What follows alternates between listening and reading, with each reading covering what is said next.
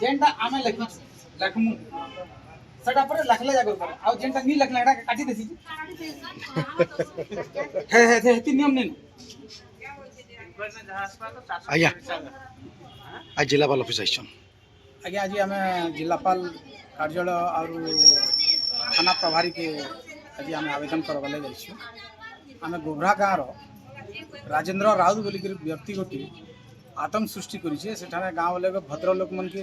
गाली गलोज मारपीट करुचे माँ भौणी मन के असभ्य भाषा गाली गलोज करुचे ओ बीच रास्ता रे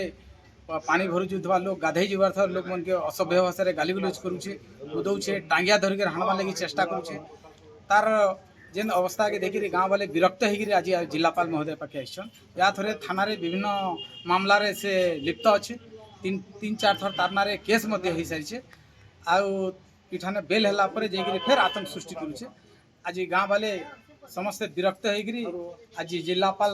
शरण रहीछन जिलापाल को न्याय मागवाले आइछन ताकि से आगामी दिन में सब व्यवस्था गाँव वाले केमती शांति रहे से लगी जिलापाल के आवेदन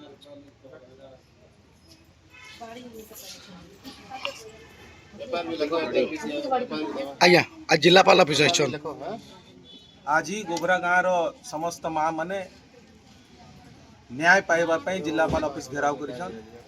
आम जिला आदिवासी कल्याण संघ तरफ सहयोग करुचे जे तांकू न्याय दि राजेंद्र राउत बोलिक जड़े 38 वर्षर युवक सबु बेले माँ मन को अभद्र भाषा रे गाली दउछि मारपीट करुछि एवं स्कूल रे जो शिक्षक मन अछंती संतोष साहू एवं नाथुराम केउट को बारंबार से ताकू बाड़े एवं स्कूल रो कागज पत्र को पोड़ी तार विरुद्ध रे पूर्वर थाना रे एफआईआर हिथिला किंतु दुर्भाग्यवशतः तांकू छाड़ी देउछंती पुणी बेल रे जाय कि पुणी आतंक सृष्टि करिछि गतकाली दुई जण माँ मन को आक्रमण करिकरी मरांतक आक्रमण करिछि जा द्वारा आज माँ माने सही न पारी आज गोबरार समस्त माँ जिलापाल द्वारस्थ होइछंती एवं जिलापाल ठारू से माने न्याय चाहूछंती तेणु आमे जे पर्यंत न्याय मिलिबो नाही हमर ये संग्राम जारी रहिबो एवं तुरंत राजेंद्र राउत को गिरफ्त करा जाओ एवं दृढ़ कार्यानुष्ठान ग्रहण पई आमे दाबी रखुछु। जय हिंद जय आदिवासी।